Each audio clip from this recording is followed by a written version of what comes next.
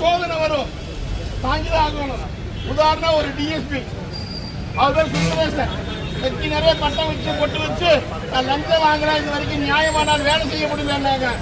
அந்த சுந்தரேசன் டிஎஸ்பி என்னாச்சு, சஸ்பெண்ட் தான் கொடுத்தாங்க. நியாயமா வேலை செய்ய முடியுமா? ஒரு பொன்மானை இருந்தாரு, அவருக்கு தான் நடந்தது. யாரெல்லாம் நேர்மையான அதிகாரி இருக்காங்களோ அவங்க அந்த அரசாங்கம் பணி வாங்குது. ஒரு டிஎஸ்பிக்கே இந்த நிலைமைன்னா சாதாரண மக்களுக்கு என்ன நிலைமை? அவை நாம மக்கள்கிட்ட கொண்டு சேர்த்தணும், மக்கள் எல்லாரும் சொல்லணும். அந்த திமுக கேள்வி கேட்கணும், வேலையா எப்படிலாம் கட்டுற கேட்கணும், எல்லா மக்களும் கேட்கணும். அடுத்த வருஷம் இந்நேரம் விநாயகர் சதுர்த்திக்கு இந்த ஆட்சி இருக்காது.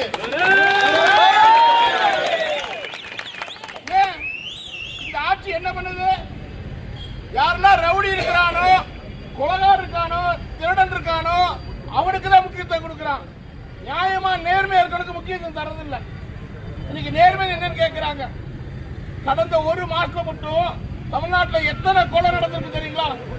அவ்வளவு கொலை நடக்குது, அவ்வளவு பாலியல் வன்முறை நடக்குது. ஆனா இந்த அரசாங்கத்துக்கு அது கவலை இல்லை. ஆட்சியாளர் அப்படி இருக்கிறாங்க. அப்ப நாம தான் விழிப்புணர்வா இருக்கணும். இந்த விழிப்புணர்வு எப்படி இருக்கணும்? தேர்தல் வரைக்கும் இருக்கணும். எல்லா மக்கள்கிட்ட போய் சேர்த்தணும். குறிப்பா இந்த திருப்பூர்ல தொடர்ந்து இந்து முன்னணி மேல தாக்கப்படுறாங்க. அந்த தாக்கப்படுற குற்றவாளிகளை கைது பண்ண மாட்டேங்கிறாங்க. அப்படி சொன்னா கேள்வி கேட்க மாட்டேங்கிறாங்க. ஒரு ஆளு அடிபட்டு இருக்கிறாரு ஆஸ்பத்திரியில, அங்க போய் சொல்றாரு என்னை அடிச்சுட்டான், யாரையும் அடிச்சாலும் அவர் பேர் சொல்றாரு. அந்த ஒரு ஏட்டு ரமேஷ் ஒரு ஆளு, அதெல்லாம் எழுத முடியாது. ஏன் எழுத முடியாது? அடிபட்டுக்கான்னு சொல்றாருல்ல, ஏன் எழுத முடியாது? அந்த ரமேஷ் யாரு? போலீஸ்கார் தானே. அவர் வாங்க போய் இன்டிமேஷன் வாங்க போயிருக்காரு. அப்போ அந்த ரமேஷோட நோக்கம் என்ன? அப்ப அந்த குற்றவாளிகள் தப்பிக்க தானே. இதுதான் அதிகாரி சொன்ன, அதிகாரி கேட்க மாட்டேங்கிறாங்க. அப்போ இந்த அதிகாரிக்கு என்ன பின்புலம் இருக்குது? அப்ப நாம இதெல்லாம் சிந்திக்கணும். இன்னைக்கு தமிழ்நாட்டுடைய நிலைமை இப்படிதான் இருக்குது. ஒரு சிறுமி கற்பழிக்கப்பட்டு கிட்டத்தட்ட 15 நாள் ஆச்சு.